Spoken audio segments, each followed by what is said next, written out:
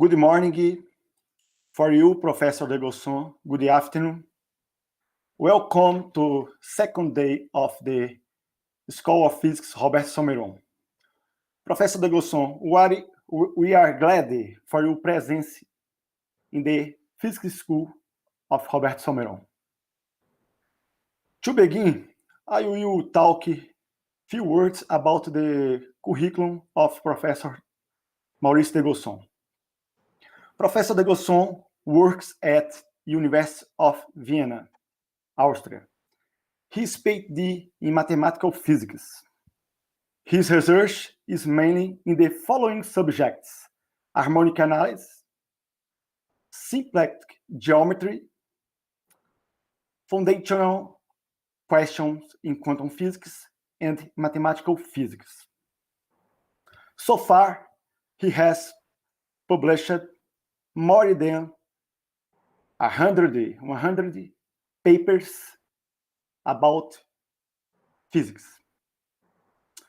More exactly, he has published 125 until this moment. He wrote 8 scientific books. Personally, I already studied some of his papers and books. In particular, your book about symplectic geometry was very important for me. Professor Maurice de Gosson, thank you for your talk. Take your time. Thank you, Professor Almarim, for your kind and nice presentation. It's a great pleasure for me to be in Brasilia, if only virtually. Actually, I spent 1 year in Brazil at the University of São Paulo, and it was really giving me very, very good memory. So I hope we can meet in person very soon again. Okay, the topic of my talk is about the Pauli's reconstruction problem. Good. So in its original form, Pauli's problem addresses the following question. The mathematical problem as to whether for given probability densities W rho and WP and WX, the wave function psi is always uniquely determined has not still been investigated in all its generality. Well, it's still true that there are still open questions, but I'm going to explain Pauli's problem on a simple example, and then we will see a little bit more in detail the relationship between this problem, general Gaussians, and a geometric property, which is called polar duality in convex geometry. This is, in a sense, a new result, and it might be promising for the future. So let's first give a textbook example. Okay, so the fact is that we want to determine two functions, psi1 and psi2. They are Gaussians, where alpha is a complex number with positive real part. Good.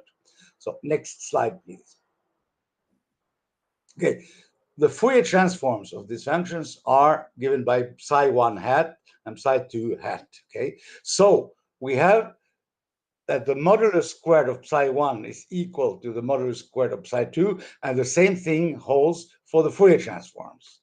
However, this does not allow us to conclude that the two functions are equal, because if you form the if you form the scalar product back, one slide back. Good, because if you form, that's the last line, if you form the scalar product of psi1 and psi2, and if you square its modulus, you get something which is different from 1. So you cannot have psi1 equal to psi2, and even less psi1 equal to C, some constant c equal to psi2. So psi1 and psi2 do not represent the same quantum state. So there we see that the marginals, that is the marginal probabilities about position and momentum, do not suffice to determine the state. And we're going to see why. So next slide, please. Good. So this is actually a particular case of quantum state tomography, as it is called. So the Pauli problem is in quantum tomography. The problem is the following: you perform experiments in a lab on quantum systems. But these measurements do not lead directly and precisely to a determination of a quantum state. that is a wave function, or in TFA. TFA, that's time frequency analysis, is the same kind of problem. You have a signal instead of a wave functions. Mathematically, the formalisms are the same here. So the problem can be formulated as a statistical one. Can we estimate a quasi-probability function, for instance, the Wigner function of the said state using repeated measurements on quantum systems? The answer is no, but the following strategy is used to get accurate measurements. After having obtained measurements on these identical quantum systems, you can make a statistical inference about the probability distribution, and thus indirectly about the density matrix of the quantum system. So this procedure is called quantum state tomography and is practically implemented using a set of measurements on a quorum of observables. That is a minimal complete set of non-commuting observables. That's just a general statement I made here. So in our case, we're more interested in Gaussians. So Gaussian functions, I start with a one-dimensional case, that is when the position is just a real variable. We'll see the multidimensional case a little bit later. So I have a look at the function, wave function, psi x. It's a normalized one, which is an exponential here. And you have sigma xx is the variance and sigma xp is the covariance. Note that the covariance appears only in the complex factor, that is in the last exponential in Formula 1. Now, the Fourier transform, psi hat of p, of this function is explicitly given by the expression 2, that you see there. So they are very similar, actually, except that sigma xx, the variance in x, has been swapped to sigma pp, the variance in the position here. Hence, the knowledge of the modulus of psi x squared and psi hat p squared determines the covariance sigma xp up to a sign. However, even is a priori, sigma xp is unknown, we must not forget that this function psi satisfies the uncertainty relation. And in fact, we're here in a case where this generalized uncertainty principle is saturated. That is, we have sigma xx, sigma pp minus sigma xp squared equal to 1/4 of h squared. This is actually the limiting case of the so-called Robertson-Schrödinger uncertainty inequality, which is more complete and stronger than the usual Heisenberg uncertainty principle, which it implies, by the way. So it's important to see that in this Gaussian case here, we have equality. And this equality allows us to determine sigma xp up to a sign by the formula in the last line or the two last line. So this shows again that the Pauli problem does not have a unique solutions, since we have two opposite choices for the covariance here. Now, next slide, please. Okay, so let's have a look at these things from the perspective of the Wigner transform. The Wigner transform of a function in one variable is given by the formula you have there, here. Historically, it was introduced by Eugene Wigner, as you know, and it's still a mystery how it comes that he guessed the right result. I mean, okay, if you look at his original paper, it was a 1936 paper, I think, he hints that he was actually he found that after conversations with Leo Szilard. It's probably not true, because history shows us that actually he wanted to boost Leo Szilard's career, and they have never worked together on this here. So it's still a miracle almost that he guessed something which is so useful and which has been at the origin of numerous mathematical developments, such as Weil quantization and the Wigner-Weil-Moyal formalism, as it is called here. So now, if you put z equal to xp, the Fourier, the Wigner transform of the Gaussian here is given by the formula here. Okay, back please. Here. Okay, so it's just a normalized Gaussian in the variables xp, which I denote collectively by z here. Sigma minus 1 is the inverse of the covariance matrix, and it's invertible again because of the uncertainty principle, because of the saturation of the Robertson-Schrödinger inequality here. Performing the calculation, you see that the determinant of sigma is equal to 1/4 of h bar squared. So w psi z is equal to 1 over pi h, and then the exponential containing the inverse of the covariance matrix. Next page, please. Now, to the covariance matrix sigma, we associate the covariance ellipse. It is a set of all points in phase space, or in the phase plane here, such that 1/2 of sigma minus 1 z is more or equal to 1. That's a quite usual definition in statistics here. Okay, intuitively, this ellipse contains the most relevant information about the state. If you replace sigma minus 1 by sigma itself, you get the so-called information matrix. They are dual ellipses of each other. So performing explicitly the calculation, you get formula 3 here for this ellipse. So we have x squared, we have p squared, and we have the cross product px. It's only in the cross product px that the covariance sigma xp appears here. Now, if you calculate the orthogonal projections, omega x and omega p of omega on the XLP axis, you find the intervals, formula number 4 here. Closed interval minus square root of 2 sigma xx plus square root of 2 sigma xx, and similarly for omega p. Good. We'll see later how to calculate the projections, the orthogonal projections of ellipses and ellipsoids from a very general way.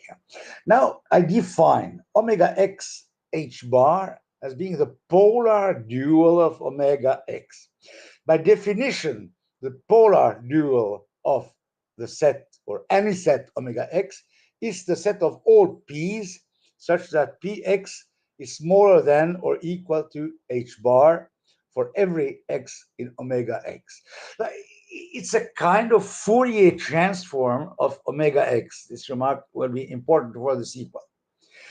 And if you do the calculation, you find the formula in the last line, omega x h bar equal to, well, you have a closed interval again here.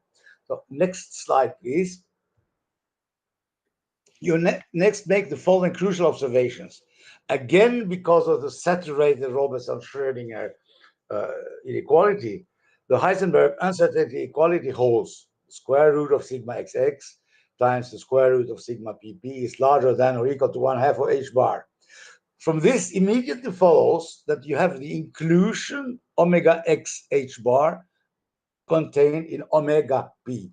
And this inclusion reduces to the equality omega x h bar equal to omega p if and only if the Heisenberg inequality is saturated, which corresponds to the standard Gaussian psi 0 x equal to what you can see there. There is no longer any covariance term here. So this example suggests that the uncertainty principle can be expressed using polar duality, which is a tool from convex geometry, but more about that in a moment. Next slide, please.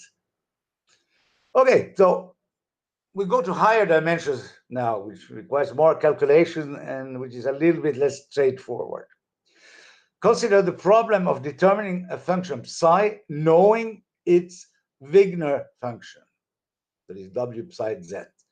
See, again, here I suppose it's a normalized Gaussian, it's just a normal distribution here.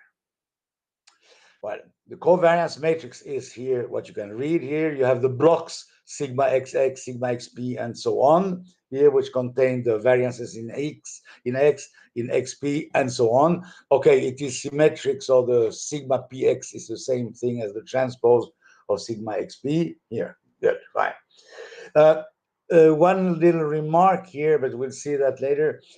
Sigma cannot be quite arbitrary because the uncertainty principle requires something, exactly as in the one-dimensional case. We need a quantum condition, but we'll see that in a moment. So now we calculate the Wigner transform of this. In the n-dimensional case, it's given by the formula you see there at the last time, at the last line. Please, next slide. And in view of the marginal properties of the Wigner function, you have the formulas here in the second line. If you integrate the Wigner transform with respect to P, you get the squared modulus of psi of x, and if you do the same thing with respect to T, then you get the modulus squared of the Fourier transform of psi. This is one of the reasons, by the way, why the Wigner transform is so important, because it shows that the Wigner transform plays the role of a quasi-probability density.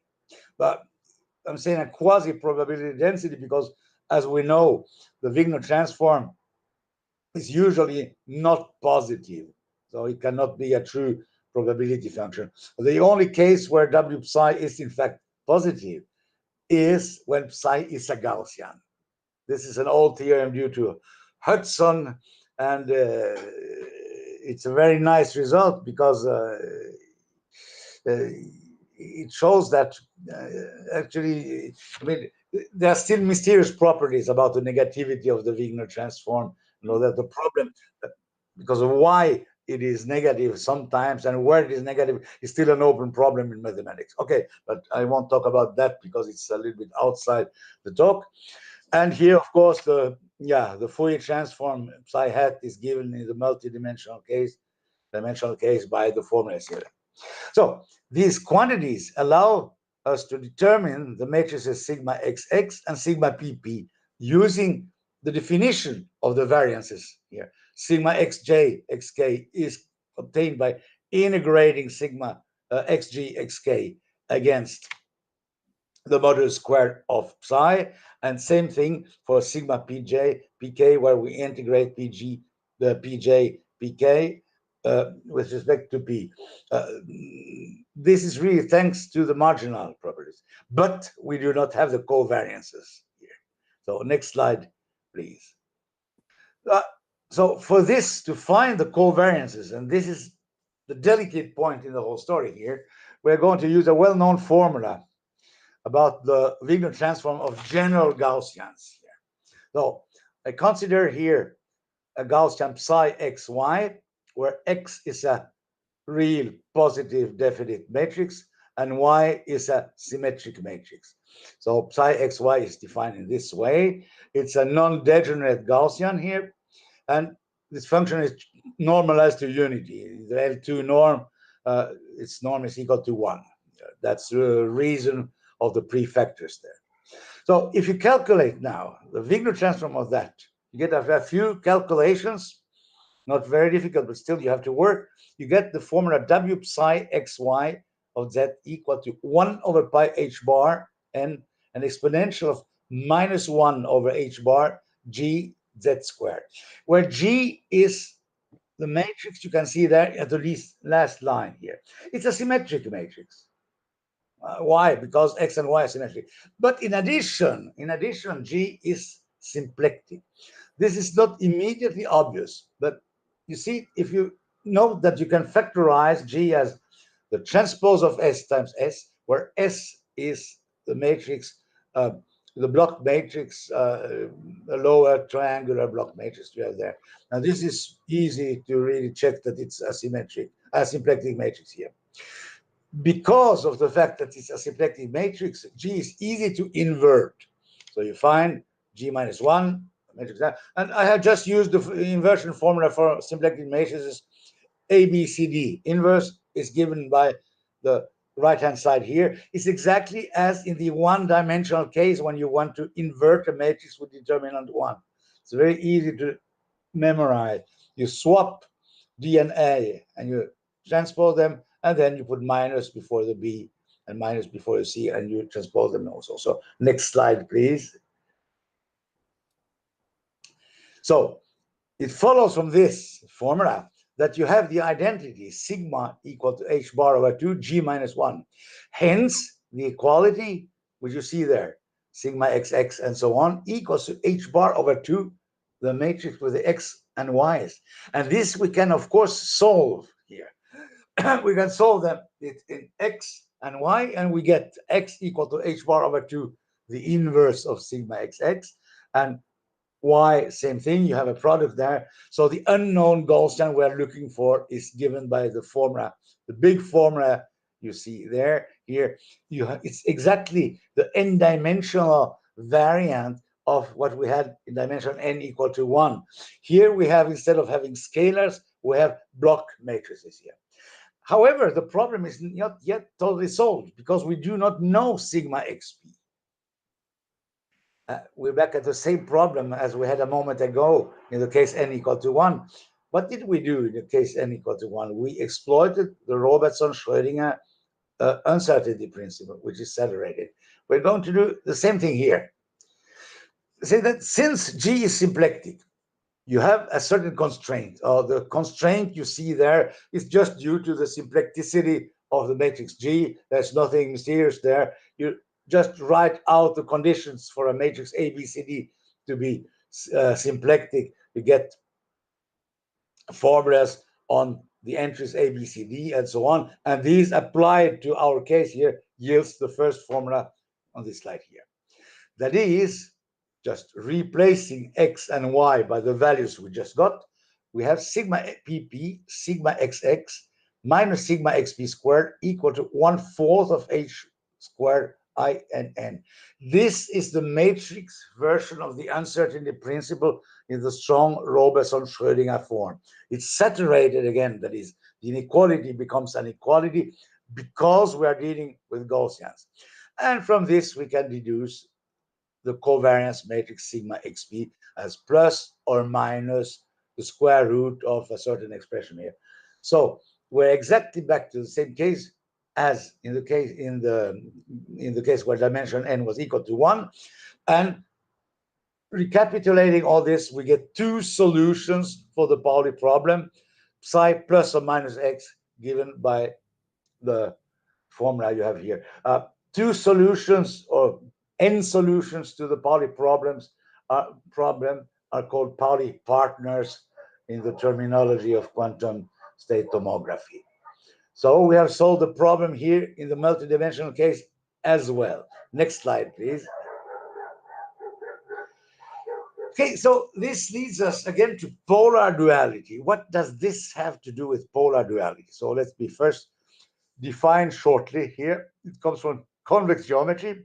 If you take a convex body in Rn, a convex body is a compact convex set with non-empty interior. For instance, a ball or an ellipsoid. You have something inside. It's not just a shell here.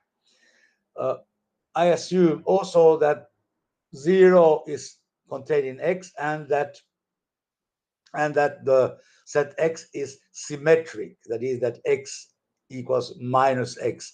Actually, the condition X equal to minus X implies that 0 is inside. It's easy to see using the convexity here. By definition, the polar dual XH bar of X is the set of all points P in R and P in the dual space, that is in a momentum space, such that P1x1 plus blah, blah, blah, blah, Pn(xn) is smaller or equal to h bar. So it's a natural generalization of what we had in the case n equal to 1 here. Again, it looks like a Fourier transform because this expression P1x1 plus blah, blah, blah, Pn(xn) is exactly what appears in the Fourier transform. And that's the whole idea behind all that, actually. So some obvious properties of the polar dual here for convex sets here. By duality, if you take the polar dual of the polar dual, you're back to the original set here. It's a kind of involution property. Then anti-monotonicity. If you have the inclusion x part of y, then you invert both when taking the polar duals. The larger y is, the smaller its polar dual is. And then scaling. This is an important property. If I apply a linear mapping, a matrix to X, that is L here, if I take the polar dual, it's the same thing as taking LT minus 1 times the polar dual. Good. Balls and ellipsoids. Let's see here a couple of examples here. Let be an XR be the ball with radius R, centered at the origin. then its polar dual is given by the ball in the p space, momentum space, with radius h bar over r.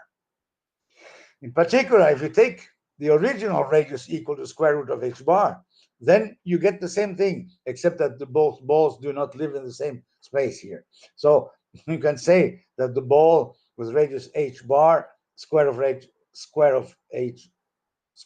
of h bar, is self-dual in this sense here. More generally, and this is a very important matrix here, important relation. If you take a symmetric matrix A, an invertible one, you can consider the ellipsoid defined by ax squared smaller or equal to h bar. If you take the polar dual of that, you land with another ellipsoid in the p space where a has been replaced by a minus 1 by taking the inverse. So this is a very important relation here.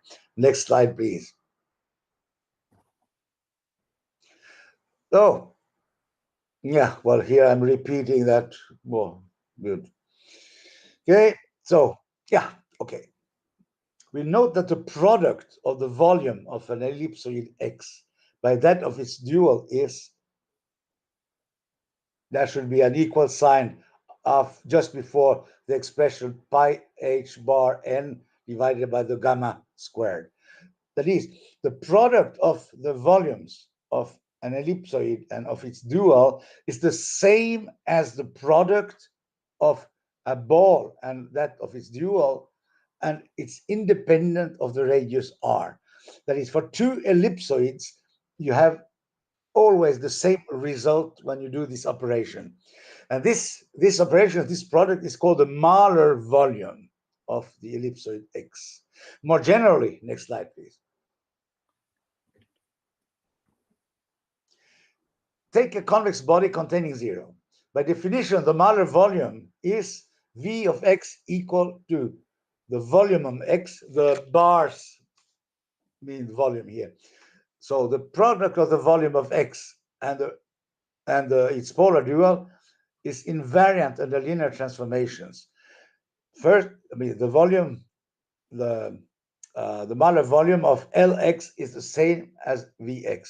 That is, take for L, for instance, a multiplication by a scalar lambda. That means that the Mahler volume of lambda x is always the same as the volume of x.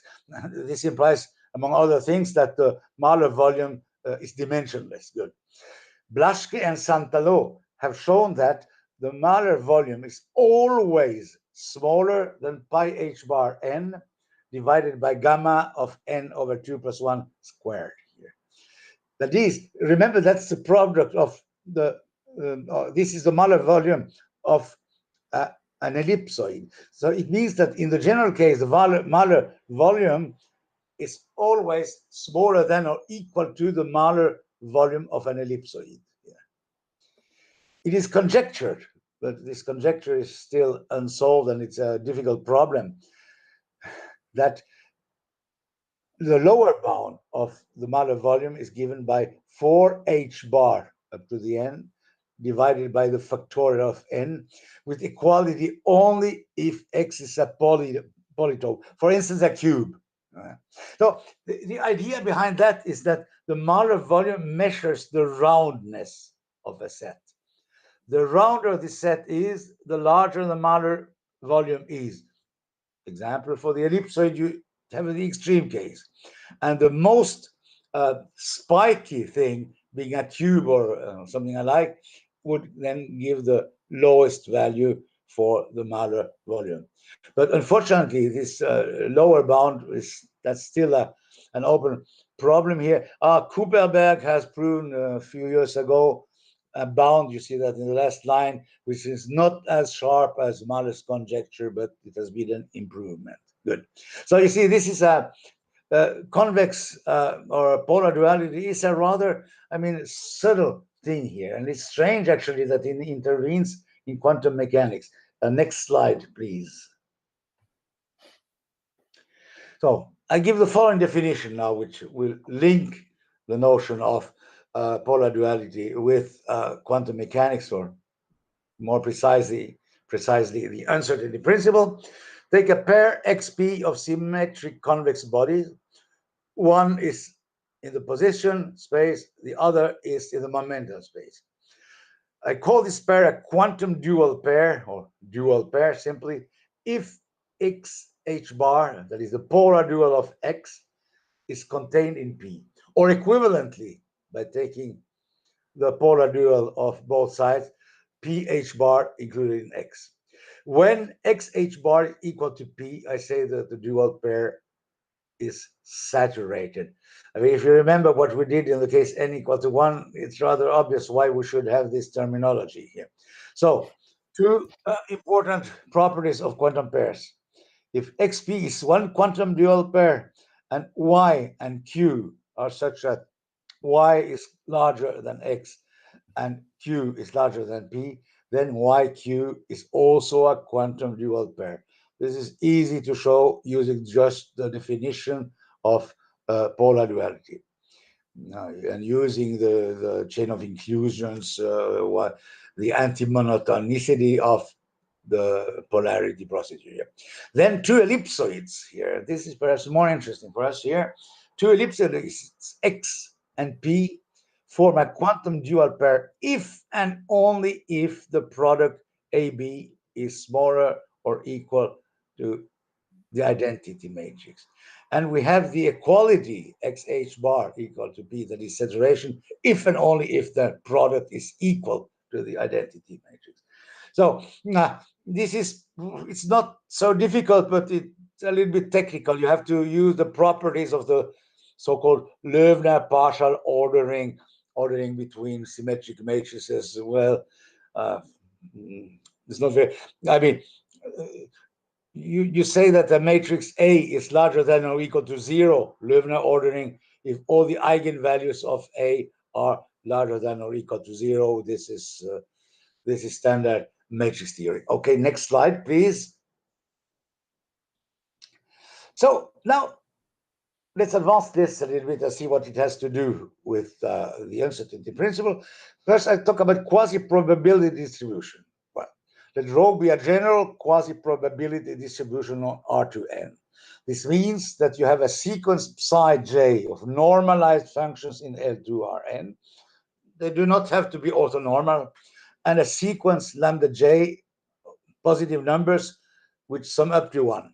Then rho z, defined by the convex sum of Wigner transform here, is a quasi-probability distribution by definition. Hence, in particular, the Wigner transform itself is a quasi-probability distribution, as I already mentioned here. Now, if W psi j, the Wigner transform of each psi j, is integrable and square integrable, then the marginal properties you see there hold here. I mean, in physics, we are often a little bit floppy not to indicate the conditions under which things work. It's good to remember that this has to be true. The condition W psi j in L1 and in L2 has a very deep mathematical meaning. It means that the psi j belongs to a certain functional space, which is called the Feichtinger algebra, but I'm not going to talk about that now here. And the Weil operator, rho hat, with symbol 2 pi h bar n times rho, is called a density operator. I mean, I'm aware of the fact that by definition of density operators is not the standard one. The standard definition, you take numbers lambda j, then psi j, and you associate to that a projector, a sum of projector. Actually, it's exactly the same thing here, but I'm using a more analytical approach here. Good.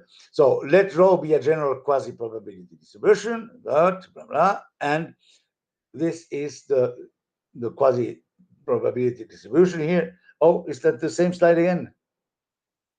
Yeah. Next slide, please.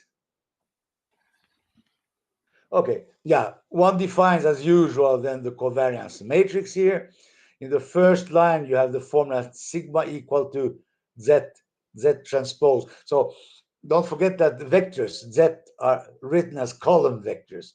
So zt is a line vector, and if you make the product zt, you get a matrix. It's a matrix consisting of all the xj, xk, and blah, and so on, and so on, and so on. Well, anyway, this is a concise way of writing, of defining the matrix sigma here. And again, as a necessary and sufficient condition here is that it satisfies the quantum condition sigma plus IH bar over 2j larger than or equal to 0.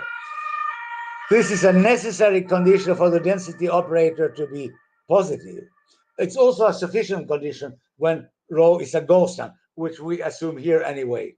It implies also that sigma is larger than 0 and that the associated covariance ellipsoid, it's the same definition as before, encodes the available statistical information of the quasi-probability rho. Good. So next slide, please. So the following result is, in effect, more or less the main new result here. Assume that the ellipsoid omega here, the covariance ellipsoid omega, satisfies the quantum condition sigma plus IH bar over 2j superior or equal to 0. Then the orthogonal projections omega x and omega p of omega on the position and momentum spaces form a dual quantum pair. And we have omega x h bar equal to omega p. That is, we have a saturated quantum pair if and only if omega is the ball b2n square root of h. That is a phase space ball with square root of h bar. So this is only true for an ellipsoid if the quantum condition holds. So, and the quantum condition hold sigma plus IH bar over 2j larger than or equal to 0 is actually equivalent to the uncertainty principle. This has been known for some time. Sometimes this can be proven in several ways. None is really totally trivial, but it's true. So this theorem says that actually the uncertainty principle is equivalent to saying that the projections of the covariance ellipsoids form a dual quantum pair. So this is a totally geometric characterization of the uncertainty principle here. So the theorem says that the projections form a dual quantum pair because the notion of duality does not require the use of covariances actually. And I don't know if perhaps some of you have heard about the papers of Hilgevord and Uffing, all papers 1985. They say that they are right. You see, when we state the uncertainty principle of quantum mechanics, we use, as I did here, variances and covariances. But these give really realistic and good descriptions of deviations only in the Gaussian case or close to Gaussian cases. For more complicated wave function, for instance, when you have a non-negligible tail far away, things like that, or when it does not decrease immediately towards 0 at infinity, the description by using variances and covariances is not quite adequate. These Uffing and Hilgevord have actually given some interesting examples. And we are a little bit in this situation here because we're talking about total sets here.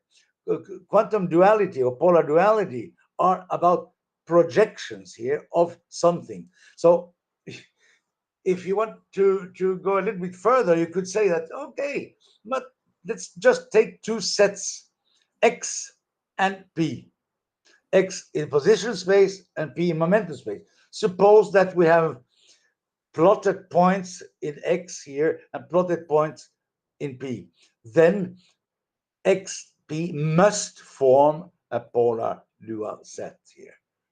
And so this is a very, in a sense, abstract, but a very geometric vision of the uncertainty principle, which I think could be much more exploited. Well, I just did these things a few weeks ago, so it's quite fresh. And okay, any feedback, welcome. Okay, next slide, please. So sketch of the proof, but okay, I'm not going into the details here. what is the principal thing to remark is that the projections are given by the first displayed formula here, where M over MPP and M over MXX are the so-called sure complements of a matrix M here, of a positive definite matrix M. Yeah, the sure complement plays a very, very important role in many aspects of quantum mechanics. It can be used with success also in the study of entanglement. But okay, that's another story. So to prove this, you need to do some linear algebra. It takes a few pages of calculation or half a page of calculations, depending on what you assume. Yes. Next page, please. Good. So the Pauli problem, at least in the Gaussian case, can be reinterpreted as the problem of finding an ellipsoid omega from the knowledge of its orthogonal projections, omega x and omega p. Yeah, well, we have shifted a little bit our view on things now. Saying, yeah, to determine omega, is it sufficient to know the projections on position space and momentum space? Turns out that it's not sufficient, but we can advance the topic quite here. More generally, one can use the notion of Lagrangian planes to okay, this is a little bit theoretical, so we don't need it here. So next slide, please, here. So yeah, the saturated case. It's an interesting one. We assume here that the orthogonal projections omega x and omega p are such that the polar dual of h of omega x is omega p. Recall that this corresponds to saturation. For instance, returning to the case n equal to 1, this means that we have this equality between intervals, which is equivalent to the saturation of the Heisenberg inequality. We have in this case sigma xp equal to 0. Hence, as we have seen earlier in the talk, the wave function is given by psi 0 equal to the expression you have here. So similar argument works in arbitrary dimension n. Next slide, please. We are thus assuming that the orthogonal projections of omega are such that omega x h bar equals to omega p. Setting as before m equal to h bar over 2 sigma minus 1, because it makes calculations a little bit easier. We're seeing that omega x and omega p, and omega x here is given by the formula with the sure complement m over mpp, and omega p is given by the formula with the sure complement m over mxx. And the equality of both ellipsoids implies that we must have that the product of the sure complements is equal to the identity. Remember what I said about two ellipsoids determined by A and B. For equality, we should have AB equal to identity. Here it's exactly what we have here, M over MPP times M over MXX equal to the identity. Recalling that here, okay. Now, if you use a symplectic transformation here, a rescaling simply here, A equal to M over MPP, you reduce the study to the case where omega x and omega p are particularly simple. That is, omega x is the ball with square root of h bar, and omega p is also the square root, the ball with square root, with the radius square root of h bar, but in the momentum space here. When you have this here, this particular case, it's not difficult to see that the only ellipsoid in phase space having orthogonal projections Bnx and Bnp, and satisfying, important, the quantum property, is the phase space ball with square root of h bar. But, well, it's not so difficult to see if you use the theory of the so-called Loebner ellipsoid, that is the ellipsoids with largest volume contained in a convex set. I mean, that's again some geometry, some simple geometry. But the result is that you must have the phase space ball with radius square root of h bar. And the latter is the covariance ellipsoid associated with the Gaussian, whose Wigner function is pi h bar minus n exponential of minus modulus of z squared divided by h bar. It is just up to a constant factor with modulus 1, the standard coherent state psi 0x here. So using the symplectic metaplectic covariance property of the Wigner function, one then returns to the original dual pair omega x, omega p, and you find the displayed formula there, where in effect there is no covariance here. So the general case where omega x h bar is part of omega p, that is the non-saturated case, is handled in a similar way. It's much more technical, so I will not expose it here. I will give a reference at the end of the talk where you can find all the proofs. Next slide, please. Good. So I just give now a little small application, and then we'll finish. The mathematicians Donohoe and Stark have proven in 1989 a concentration result for a function and its Fourier transform. It turns out that it can be interpreted in terms of quantum polar duality and is related to the Mahler volume. So let's introduce some notation here. We say that the function psi, a square integrable function psi, is epsilon concentrated on x if you have the following relation there. X bar is the complement of x here. So this means that the L2 norm of the restriction of psi outside the set x is very small, smaller than epsilon of norm of psi n squared. This means that the bulk of the function is concentrated in the set x itself here. If psi, the norm of psi is equal to 1, which we assume from now on, this is equivalent to the inequality. See that the integral is smaller than or equal to epsilon squared. That is, the Donohoe-Stark uncertainty principle says that psi is epsilon x concentrated on x, and psi hat is epsilon p concentrated on p. That is, two relations here. Then we must have, if epsilon x plus epsilon p is smaller than 1, but this is always true since we're looking for small numbers here, then you have the product of the volumes larger than or equal to 2 pi h n 1 minus epsilon x minus epsilon p squared here. This is a rather deep analytical result, which has a flavor of uncertainty principle, of course. Yeah. So if we apply this estimate to a polar dual pair, then we get, next slide, please. Next slide. Next. Okay, let X be a symmetric convex body in the position space and psi with norm equal to 1. If psi is epsilon x concentrated in X and psi hat is epsilon x bar concentrated in x h bar, then you get this estimate there. 1 is larger than, okay? And then epsilon x plus epsilon x h bar is larger than 1 minus something which is very small and which tends quickly to 0 when n tends to infinity. That is, in other terms, the sum of the concentration in x space and p space is almost always equal to 1. This makes sense from a quantum mechanical sense. And it is actually a variant of the uncertainty principle here. And if you have, and the Mahler volume Vx of this is, if the Mahler volume, is equal to 2 pi h bar n 1 minus epsilon x minus epsilon p squared, then you have another estimate which is even more precise here. Okay, so next page, please. Okay, proof is just combining the Blaschke-Santa law estimate for the Mahler volume and the Donohoe-Stark inequality. You get all this, and the proof is.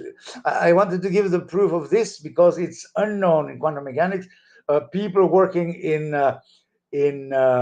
time frequency analysis, like Donohoe and Stark, do not know about these applications. So here we have, again, some kind of bridge between two disciplines. Next page, please.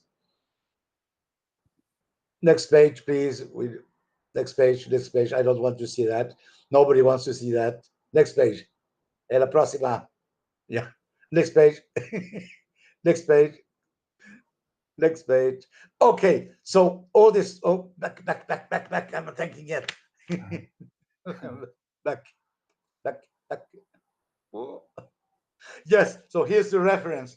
Okay, it's actually I put last week the second revised version of this. This is a long paper on which I am working, but all the proofs are given there. And perhaps even this paper is a little bit more physical than my talk was, because the talk I just gave is something between physics and mathematics. Ah, it's mathematical physics, one can say. Next page now, please. So thank you all for your very kind attention, and please feel free to ask questions. Thank you. Okay, Professor de Gosson. Okay, Professor de Gosson. Congratulations for the talk. It's amazing. It was amazing. Now we will open the section for the question from the participants of event. Okay? The first question is the following. In your presentation, you talk about the negativity of phase space distributions. Yeah. How your opinion? What is your opinion about the negativity? What means the negativity? For example, the Wigner function. In your opinion, the negativity has applications in problems of physics subject, okay? Well, actually, this is a very hard question to answer. I think that already Feynman, many years ago, also addressed that question by saying, yes, that, oh, yeah, negativity is an asset. I don't see exactly how it could be an asset, but I mean, it's there. It's there, and it's a typical manifestation of quantum behavior. But you see, this is funny because the only distribution for which the Wigner transform is positive are for Gaussians, but Gaussians are something at the interface between classical behavior and quantum behavior. As we saw, if you take an arbitrary Gaussian, it can be quantum or it can be classical. If you impose the quantum condition on the covariance matrix, it becomes quantum. But how can you distinguish? I mean, experimentally, I don't know. And I mean, there are currently people working on the negativity questions, and it's more or less well. I mean, not well understood, but one has more information than one had before about the location of the zeros and all that. But the real meaning of that, I don't think anybody knows. Okay, thank you. Or I don't know anyway. Thank you, Professor Maurice de Gosson. Another question, it's from our friend Sergio Lua.